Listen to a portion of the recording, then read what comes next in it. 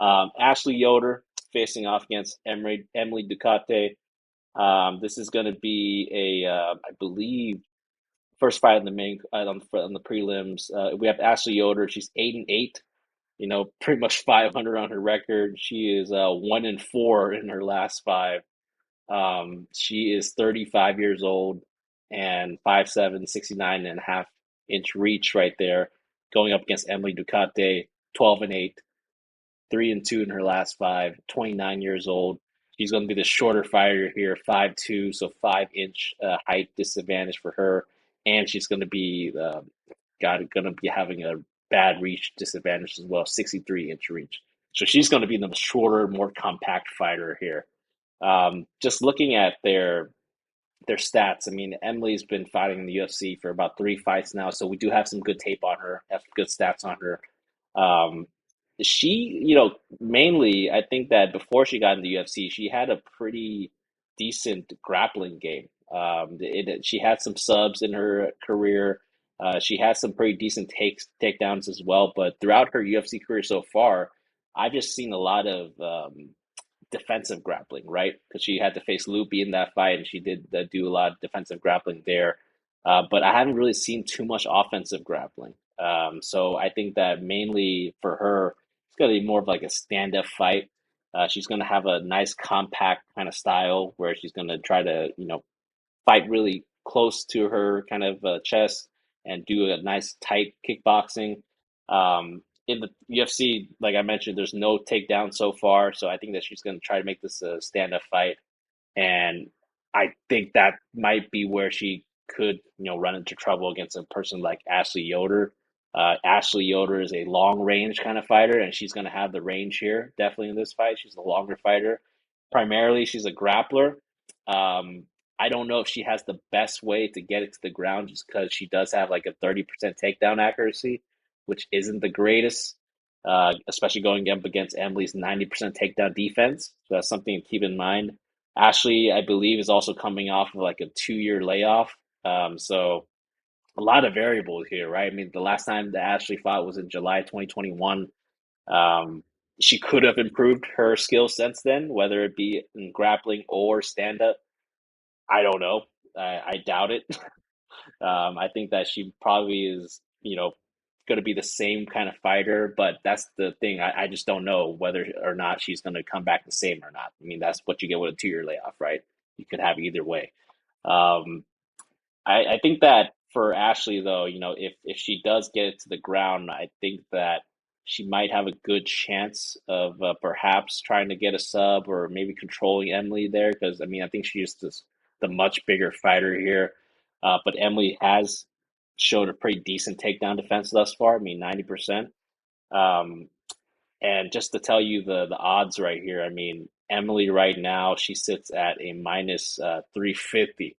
So another juice line that we have on a WMMA fight.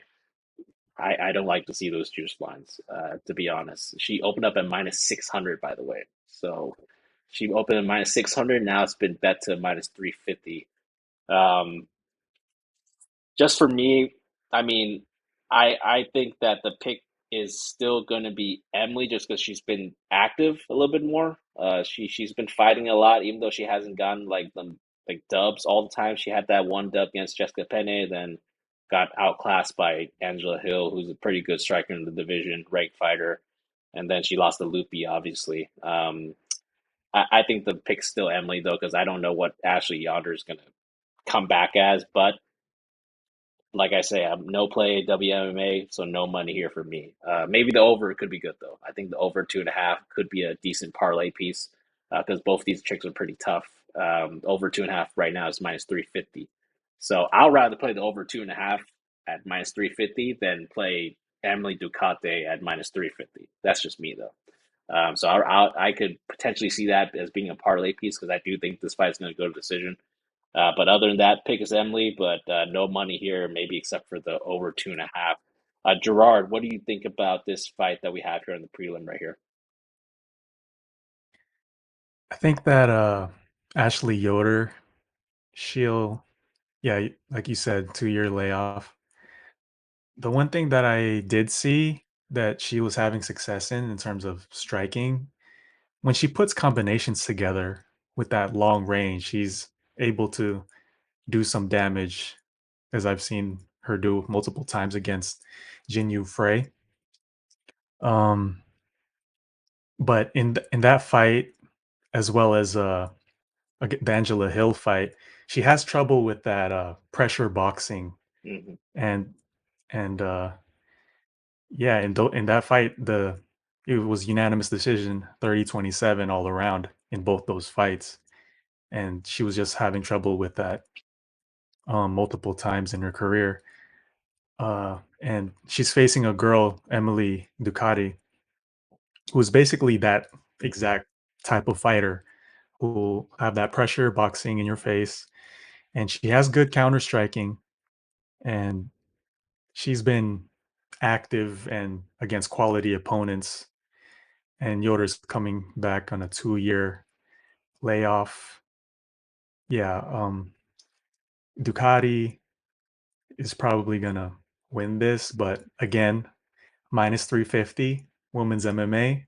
Last time I did that, it was Kanako Murata, Oh, and it's a I fresh am wound right gonna pass. That's a. Do you want to repeat the same thing you did last time that, that Exactly. burned you? Yeah, Exactly. I'm gonna pass on this fight, but I'm at a low to medium confidence on Emily Ducati on this one, but it's a pass for me. I'm glad to hear that, Gerard. I mean, you know me, man. I've been kind of preaching. Hey, I mean, I said that I wasn't gonna do it again, then I did it last week. So like that last like robbery or loss, whatever you want to call it, that kind of scarred me for a good amount right now. So I think I'm good on that. So yeah, we gotta live and learn here, but the thing is, always improve. Don't repeat past mistakes, right? Just try to preserve that money. There's a lot more fights that are going to be on the card that are going to be, I think, deserving of your money and deserving of your play here. So yeah, I totally agree with you in that sense. Mhm, All right, let's move on to the next fight here. Oh, what do you think about the over, by the way? I just want to get your thoughts on it because I actually really like the over. Just to let you know, Ashley mhm. Yoder, looked at her record, 8-8, never been finished. She's lost Never been all finished. losses or eight decisions, and since 2016 to 2021, since the last time she fought, it's all been decisions with three of them being splits. So she's a tough girl. And Emily Ducote, same thing. She hasn't been finished in the UFC yet. So what do you think about the over 2.5 there as a parlay piece? Over 2.5. Hmm. That can probably hit. That might be a good bet. Yeah, yeah. But That's what the I was only thing I thinking. would say is I'm not sure um what Ashley Yoder has been training. She had 2 years to maybe mix something up and change something. So who knows? Maybe she has a new and profound submission game that we haven't seen, but you never know. She was here out 2 years, but I think over 2.5 is probably a good bet. Definitely cool. Yeah, I just wanted to get your thoughts on that.